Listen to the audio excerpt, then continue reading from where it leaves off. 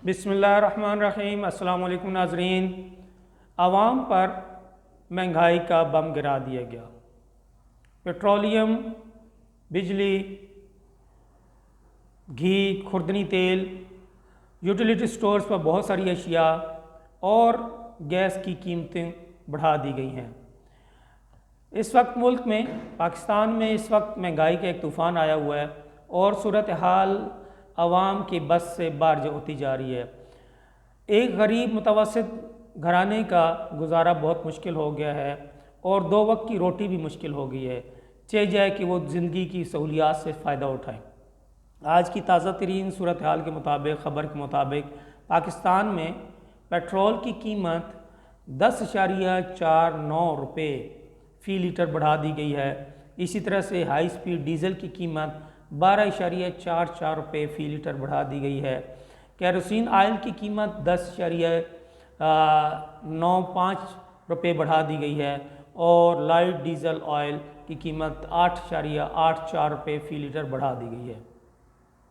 इस तरह से मजमूई तौर पर पेट्रोल की कीमत इस वक्त पाकिस्तान में 137 रुपये और 79 पैसे हो गई है 1 लीटर की कीमत। इसी तरह से हाई स्पीड डीज़ल की कीमत 134 रुपये 48 पैसे हो गई है।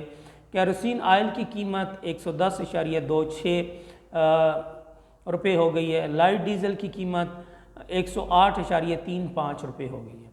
दूसरी तरफ पाकिस्तान में खुर्दनी, घी और आयल के जो मुख्तलिफ ब्रांड्स हैं उनकी पर लीटर या पर किलोग्राम जो कीमत है उसमें 45 रुपये से लेके 105 रुपये तक इजाफ़ा कर दिया गया। इस तरह से वो 5 लीटर का डब्बा या पैक जो लेट्स सपोज 1000 का आता था, अब वो 1500 का आएगा, क्योंकि इसमें मुख्तलिफ ब्रांड्स हैं। डालडा ब्रांड की कीमत में जो इजाफ़ा किया वो ज़्यादा है, इसी तरह दूसरे हैं। इसके साथ साथ बिजली की कीमत भी बढ़ा दी गई है और बिजली की एक यूनिट में तकरीबन 1 रुपये और 60 पैसे इजाफ़ा किया गया। और इस वक्त जो बिजली की कीमत की एक यूनिट की कीमत है वो 20 रुपये से ज़्यादा हो चुकी है। अब ये जो सूरत हाल है, ये मौजूदा सूरत हाल, और इसके अलावा एक और जो चीज़ है कि जो बैरून मुल्क से इम्पोर्ट होकर चीज़ें पाकिस्तान आती हैं उन पर भी ड्यूटीज़ बहुत ज़्यादा बढ़ा दी गई हैं। मैंने शुरू में कहा था जब ये गवर्नमेंट आई थी और इनसे ये मेरी तजवीज़ थी जो मैंने रिटर्न सूरत हाल में भी दी थी कि पाकिस्तान को इस चीज़ पे फोकस करना चाहिए कि जो बैरून मुल्क से चीज़ें आती हैं वो पाकिस्तान में बने, लेकिन पाकिस्तान में इन चीज़ों पे तवज्जो नहीं दी गई और पाकिस्तान का जो इंपोर्ट बिल है वो हमेशा एक्सपोर्ट बिल से ज़्यादा होता है और पाकिस्तान का जो करंट डेफिसिट है या जो खसारा होता है, तिजारती खसारा हमेशा ज़्यादा होता है, क्योंकि पाकिस्तान अपनी गैस भी बाहर से इंपोर्ट करता है, पेट्रोलियम भी बाहर से इंपोर्ट कर रहा है, इसके अलावा इलेक्ट्रॉनिक्स का सारा सामान बाहर से इंपोर्ट हो रहा है। अब तो गंदम चीनी भी बाहर से इंपोर्ट होना शुरू हो गई है। तो सूरत हाल ये बन रही है कि पाकिस्तान एक इंतहाई गंभीर सूरत हाल की तरफ जा रहा है और पाकिस्तान की इकानमी श्रिंक कर रही है और दूसरी तरफ पाकिस्तान में जो लोग हैं उनकी इनकम कम होती जा रही है, बेरोज़गारी बढ़ती जा रही है। अब इस सूरत हाल में गवर्नमेंट क्या करेगी? गवर्नमेंट तो इस वक्त अगली हुकूमत बनाने के लिए साजिशों में मसरूफ़ है। इस वक्त DGISI की गंदी गेम खेली जा रही है, इस वक्त नैब के चेयरमैन की गेम खेली जा रही है। इसके अलावा इलेक्शन के जो रूल्स हैं और इलेक्ट्रॉनिक वोटिंग मशीन और बैरून मुल्क पाकिस्तानियों का वोट चोरी करने की गेम खेली जा रही है। ये नहीं देखा जा रहा कि ये मुल्क किधर जा रहा है, इस मुल्क में रहने वाले आवाम का क्या हाल है। जो हुक्मरान तबका है वो सिर्फ इस चीज़ पे तवज्जो दे रहा है कि अगले 5 साल हमने फिर हुक्मरानी करनी है, हमने फिर मौजें करनी है।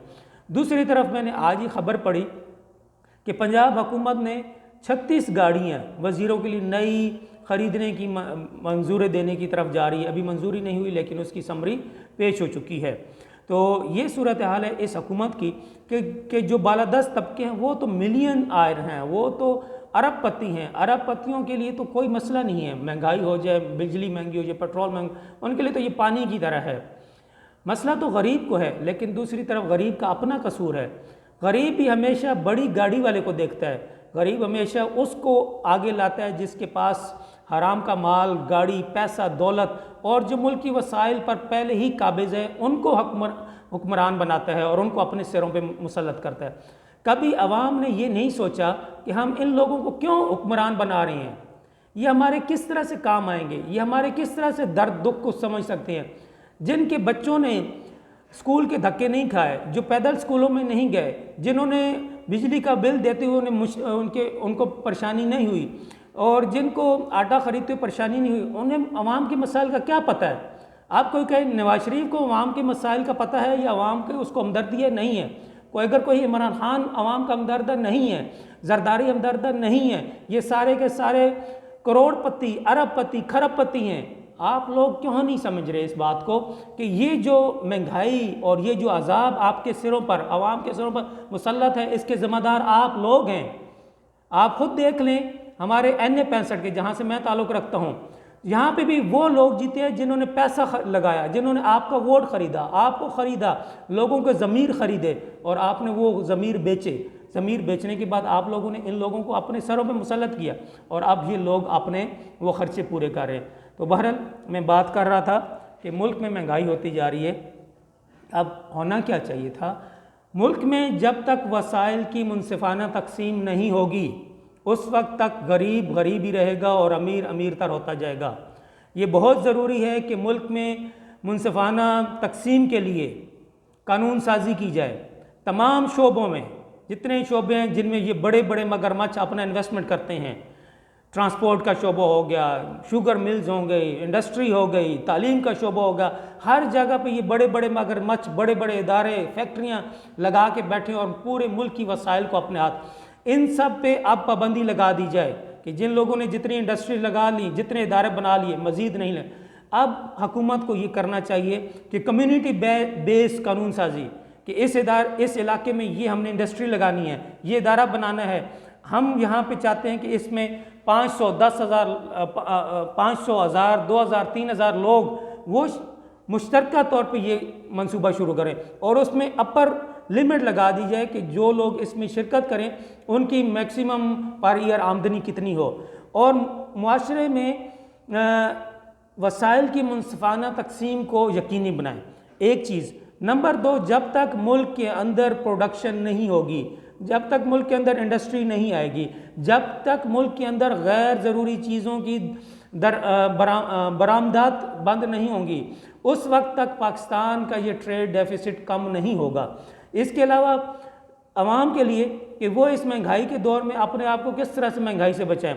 बिजली की कीमतें बढ़ चुकी हैं, पेट्रोल की कीमतें बढ़ चुकी हैं, बिजली के जो कीमतें हैं उनको कंट्रोल करने के लिए आप किसी हद तक, मुकम्मल आप नहीं इसके असरात से बच सकते, आप अपनी कोशिश करें कि सोलर एनर्जी की तरफ जाएं। इसी तरह घरों में जो लोग देहातों में रहते हैं वहाँ पे बायोगैस की तरफ जाएं, अपने जो जानवर हैं उनके ज़रिए से बायोगैस बनाएं और उसको यूटिलाइज़ करें, ताकि आपका बिल कम से कम हो, आपका जो फ्यूल का बिल है वो कम हो। इसी तरह से जहाँ पे आप अपनी गाड़ी यूज़ करके कोई काम करते हैं, वहाँ आप देखें कि अगर 4-5 लोग मिलकर एक काम कर सकते हैं और अपना वही सेम पेट्रोल में लेट्स सपोज आप 10 लीटर लगा के एक बंदा अकेला काम कर रहा है, अगर 10 लीटर लगा के ही अगर 5 बंदे वो काम कर सकते हैं और मुश्तरका तौर पे कहीं जाके कोई काम कर सकते हैं, तो इस तरह से करें।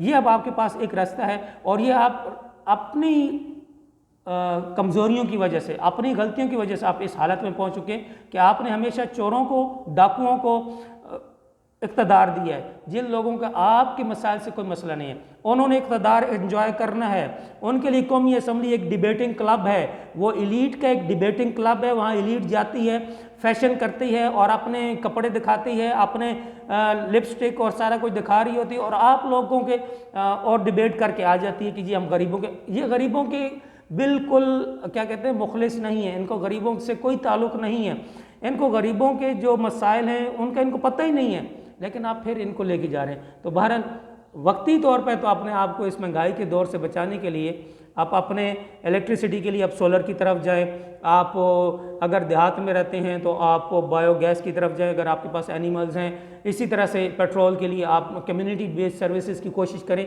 ये तो वक्ती तौर पे है आप अपने, लेकिन अगर आप मुस्तकबिल तौर पे अपनी नस्लों के लिए चाहते हैं कि उनके लिए ये पाकिस्तान रहने के काबिल रहे, तो फिर अक्ल करें, सोचें कि आप किन को हुक्मरान बनाते हैं।